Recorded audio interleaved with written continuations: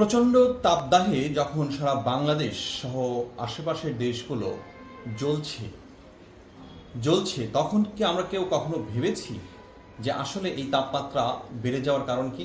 গত 2-3 বছর ধরে হঠাৎই প্রচণ্ড রকম তাপমাত্রা বেড়ে গেছে। বিশেষ করে এই বছর তো অবশ্যই উল্লেখযোগ্যভাবে তাপমাত্রা বেড়ে গেছে। আজকে জানাবো সেই তাপমাত্রা বেড়ে যাওয়ার মূল কারণগুলো কি।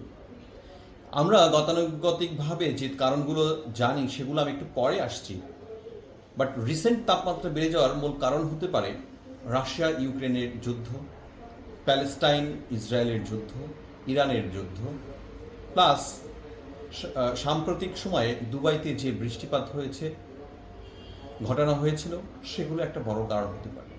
প্রথমে আসা যাক যুদ্ধ, ইউক্রেন রাশিয়া বা এদিকে প্যালেস্টাইন ইসরায়েল এবং ইরানের যে সমস্ত কর্মকাণ্ডগুলো।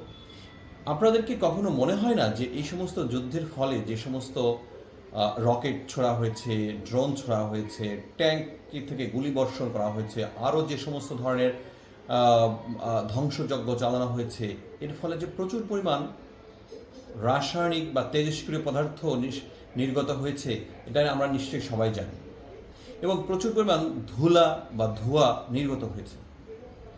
এর ফলে যে তাপমাত্রা বেড়ে যাওয়ায়, সাময়িকভাবে যে তাপমাত্রা বেড়ে গেছে, আমার যেটা মনে হয় সেটা হচ্ছে, আমি অবশ্য পরিবেশবিদ না বা কোনো বৈজ্ঞানিকও না, এটা আমার একান্তই ব্যক্তিগত ধারণা এবং আমি কিছু এটার উপরে স্টাডিও করে দেখেছি। সেটা হচ্ছে এই সমস্ত বিষয়গুলো নিশ্চয়ই হয়তো বায়ুমণ্ডলের উপর একটা স্তর তৈরি করেছে, একটা বাধা তৈরি করেছে, যার ফলে এই পৃথিবীর তাপমাত্রা এই পৃথিবীতেই রয়ে যাচ্ছে। এইটা আগের বছরগুলো যেমন উপরে চলে যেত, হয়তো এই সাম্প্রতিক বছরগুলোতে সেটা আর উপরে যাচ্ছে না, সেটা পৃথিবীতেই রয়ে যাচ্ছে। অ্যাজ এ রেজাল্ট এই আমাদেরকে প্রচুর পরিমাণ তাপদাহ সহ্য করতে হচ্ছে। এবার আসা যাক দুবাইতে যে জিনিসটা ঘটেছিল। দুবাইতে ওনারা গত 2 বছর অথবা 1 বছরের মধ্যে কৃত্রিম বৃষ্টিপাত তৈরি করেছিল। সেটা হচ্ছে মেঘের উপর কিছু রাসায়নিক পদার্থ বিমান দিয়ে ছড়ানো হয়েছিল এবং এর ফলে বৃষ্টিপাত ঘটিয়েছিল।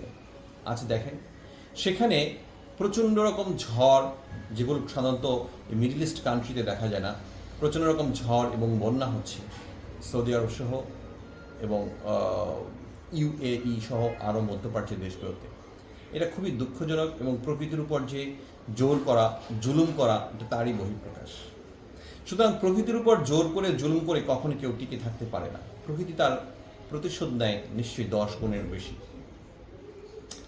আমাদের দেশের, আমাদের মতো ডেভেলপিং কান্ট্রিগুলো যেগুলো করা হচ্ছে সেগুলো হচ্ছে প্রচুর পরিমাণ বন সম্পদ বা বনজ ভূমি উজাড় করে সেখানে নগরায়নের নামে, রাস্তার নামে আমরা সেগুলো উজাড় করেছি।